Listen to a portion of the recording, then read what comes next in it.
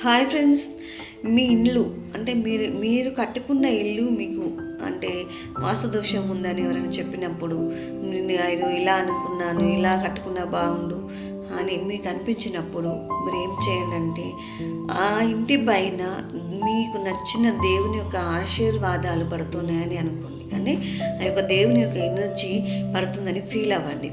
Feel అవుతూ మీరు రోజు 2 నిమిషాలు మీ ఇంటికి హోపోనోపోనో చెప్పుకోండి. ఎలాంటి వాస్తుదోషం ఉన్నా క్లియర్ అయిపోతుంది. అంటే ఫస్ట్ మీ సబ్కాన్షియస్ మైండ్లో నుండి ఆ ఆలోచన వెళ్ళిపోతుంది.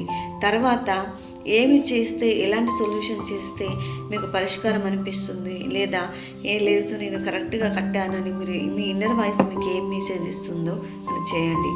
కానీ మీరు ఎప్పుడు టెన్షన్తో అయ్యో అయ్యో అయ్యో అది అలా కట్టాను ఇలా కట్టాను అనుకుంటూ ఉండడం కంటే మీరు దేవుడి ఆశీర్వాదాలు అంటే దేవుని యొక్క యూనివర్స్ యొక్క శక్తి మీ ఇంటి పైన పడుతుంది అని అనుకుంటూ మీరు 2 నిమిషాలు పునఃపున చేయండి. ఎలా చేస్తారు ఇంటికి అంటే ఇంట్లో ఉన్న ఇటుకలకి, సున్నానికి, బండకి, ప్రతి ఒక్క వస్తువులకి, ప్రతి ఒక్కటి ఇల్లు కట్టడానికి ఏమేమైతే వస్తువులు ఉపయోగపడ్డాయో వాటన్నిటిని అనుకొని ఓపెన్ చేయండి.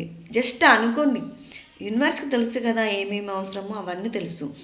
జస్ట్ నా ఇంటికి ఏమేమి తీసుకొని కట్టాను వాటన్నిటికీ, ఇంట్లో ఉన్న వస్తువులన్నింటికీ I'm sorry, please forgive me, thank you అలా అని మీరు 11 సార్లు చేయండి. మీకు వాస్తుకు సంబంధించిన దోషాలు ఉంటే మీకే కనిపిస్తాయి.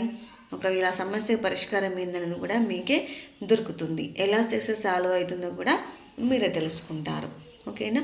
సో తప్పకుండా ట్రై చేసి చూడండి. థ్యాంక్ యూ అండి.